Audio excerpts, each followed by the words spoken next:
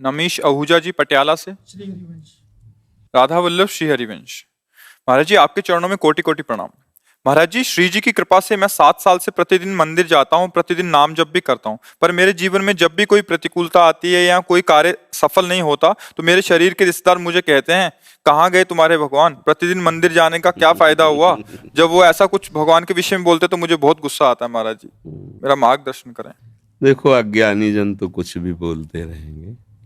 अभी मंदिर जाना या कुछ भी सत्कर्म करना नई खेती है, पर माल तो पुराना ही खाना पड़ेगा। अभी जो पूर्व स्टॉक है गोदाम में वही चलेगा। फसल आगे वाली जब आएगी तो उन जो भी प्रश्न करें कि मंदिर जाते हो तो क्या हुआ, तो किसान पहले खेती तैयार करता है, फिर बीज बोता है, फिर सिंचाई करता है, महीनों सेवा करता है, खूब पैसे लगाकर उसे बल प्रदान करता है खेती को। फिर जाके जब राशि का समय आता है, जैसे निकल गया, अब 1 मन गेहूं बोने वाला 60 मन गेहूं उसी से काट रहा है। अब जब 1 मन गेहूं फेंक दिया और दूसरे दिन उसके पास रोटी के लिए नहीं, अब उसे कोई उपहास करे कि बेवकूफ़ है ये, फेंक के आया 1 मन, कम से कम पिसवाता तो 1 हफ्ते चलता, क्या करेगा वो 1 मन। तो चुप रहो, 4 महीना चुप रहो, इसके बाद वो 1 मन 60 मन तुम्हें जब देगा तब उसको बताना कि ये देखो 1 मन फेंका था, अब 60 मन आया है। तो अभी आपका मंदिर जाना, भगवत आराधना करना, ये नया कर्म है।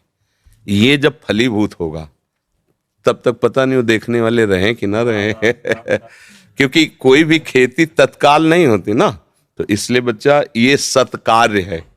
सत्कार्य कभी व्यर्थ नहीं होता। जब असत कार्य नहीं बिना दंड दिए रहता तो सत्कार्य तुम्हें मंगल किए बिना कैसे रह सकता है। हाँ, ये जरूर है कि पूर्व जन्म के हमारे कुछ ऐसे कर्म हैं जो हमें भोगने ही पड़ेंगे। हाँ, तो इसमें कभी भगवान पे अश्रद्धा न करे। हाँ, उसको जैसे हम कई बार सत्संग में सुनाया है, उदाहरण से बात समझ में आ जाती है।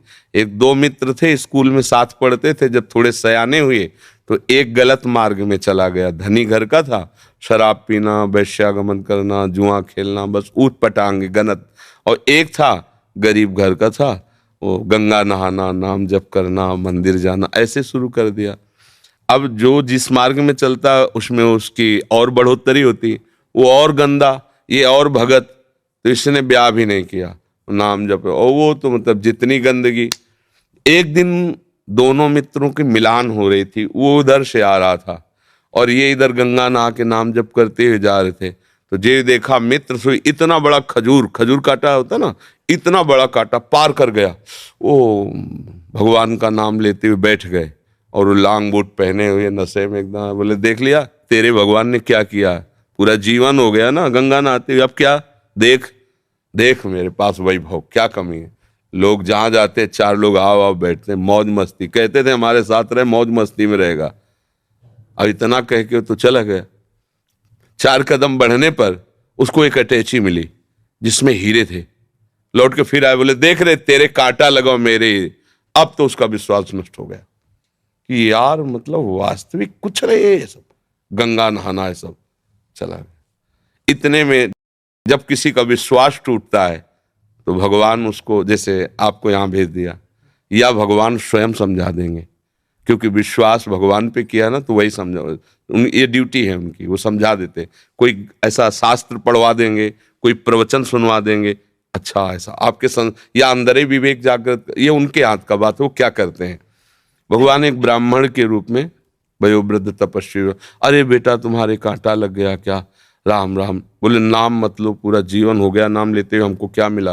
वो हमारा मित्र है, शराब पीता, व्यभिचार करता, नाना प्रकार के, और देखो उसे अटैची में, यहाँ भोजन की व्यवस्था नहीं, पूरा जीवन हो गए। बोले, पहले कांटा निकाल लेने दो। भगवान थे, सर से कोई पीड़ा नहीं। कहा, बेटा तुम देखना चाहते हो कि उसको ऐसा क्यों है, तुम्हें ऐसा क्यों है। तो जैसे टीवी चल दे ना सीरियल, ये देखो चिप लगा दे तो पूरा सीन, और उसको पूर्व जन्म का सीन दिखाई देने लगा कि ऐसा भयानक पापाचरण पूर्व जन्म किया था, इस जन्म में इसी क्षण सूली की सजा मिलनी थी। उससे पूर्व में राजा लोग सूली की सजा देते थे। सूली के एक भाले जैसा यंत्र ऊपर से जाके छोड़ दो, गुदा द्वार में ऐसे घुस जाए, वो तड़पता हुआ कितने घंटों में, मतलब बहुत बुरी मृत्यु, बहुत बुरी मृत्यु, जैसे क्रूश की सजा, गाड़, बहुत बुरी मृत्यु। वो तुम्हारे इस भजन के प्रभाव से सारे पाप नष्ट हो गए, एक खजूर के कांटे में निकल गया। अब तुम्हारे पाप नष्ट हो गए, अब ये पुण्य और पीछे का पुण्य दोनों मिल रहे हैं। आगे चलकर तुम्हारी ऐसी उन्नति होगी जो सदा सदा के लिए सुख प्रदान करेगी। और इसका पूर्व जन्म का इतना पुण्य था कि इस समय इस प्रांत का ये राजा होता, पर इसने व्यभिचार करके पाप करके सारे पुण्य नष्ट कर दिए। अब इसको जो एक अटैची में हीरे जवाहरात मिले खाली, बस समाप्त उसका पुण्य। इसको जहां भोगेगा तहां पूर्व का पाप और अभी का पाप जब मिलेगा तो ऐसे ब्लास्ट होगा कि देखने लायक नहीं रहेगा ये। अब उसको विश्वास हुआ कि हाँ ये बात, बोले तो कभी हम नहीं छोड़ेंगे भजन। बोले हाँ, भजन व्यर्थ नहीं होता। वर्तमान में देखा जाता है कि सत्य से चलने वाला, भजन करने वाला दुखी हो सकता है, और गंदा आचरण करने वाला बढ़िया पर ध्यान रखना, वो बढ़िया तब तक है जब उसका पूर्व का पुण्य चल रहा है। जहां वो खत्म हुआ फिर देख लेना क्या बढ़िया है। हमने कई बार सत्संग में भी बताया कि एक पूर्वाश्रम में जब हम थे तो वहां आते थे ठाकुर राघवेंद्र सिंह, थे भी ऐसे ही मुझसे रखिए एकदम 20 आदमी राइफल लिए उनके पीछे चले। जब जैसा मन है जिसको जूते से पिटवा दिया, जिसकी माई बहन की तरफ गंदी दृष्टि उठवा लिया। और उनका भाई सुरेंद्र राक्षस समझो, ये मतलब कोई कथा नहीं कह रहे, घटना, हंसिया से काट देता था बड़े बड़ों को चीर। और बड़े बड़े अधिकारी वो जमींदार उनके यहाँ मतलब महल बना हुआ, आज भी महल बना हुआ है उनका। समय जब गिरा तो बड़े वाले को एड्स, राघवेंद्र सिंह को, अब मुंह छुपाए, कानपुर में दवाइयां चल, वो मरा। जे ही मरा तो विरोधी जनों ने चील की तरह छोटे वाले को नोच डाला, वो मरा। अब सारी जागीर में केवल बहुएं, वो भी खेत नहीं जुत सकते क्योंकि हजारों को पीड़ा दी थी ना। परती पड़े, परती माने कोई जमीन में अन्न नहीं उपजा सकता, खाने को दुर्लभ है, कोठी में रहते हैं, कोई सहयोग करने आ गए ना। रावण की खोपड़ी को जब बंदर लात मारते थे ना कटी खोपड़ी में, तो मंदोदरी रो के कह रही थी राम विमुखस हाल तुम्हारा और रहा न कोकुल रोवन। एक समय था कि जब चलता था रावण तो पृथ्वी कांपती थी, दिग्गज चिकाड़ते थे। वही भगवान के विमुख जब हुआ तो लात मारते थे खोपड़ी में, फुटबॉल की तरह रावण की खोपड़ियां। हाँ, राम विमुख हाल। तो हम लोग क्या वर्तमान को देख करके अंजाल लगा लेते हैं गलत है या सही।